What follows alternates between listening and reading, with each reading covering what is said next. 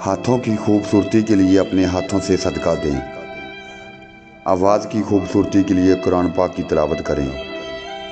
चेहरे की खूबसूरती के लिए वज़ू की आदत डालें। इंसान बदल जाता है मगर वक़्त तो एक बहाना है। सिर्फ़ एक ही शख्स आपकी ज़िंदगी को बदल सकता है और वो आप खुद हैं।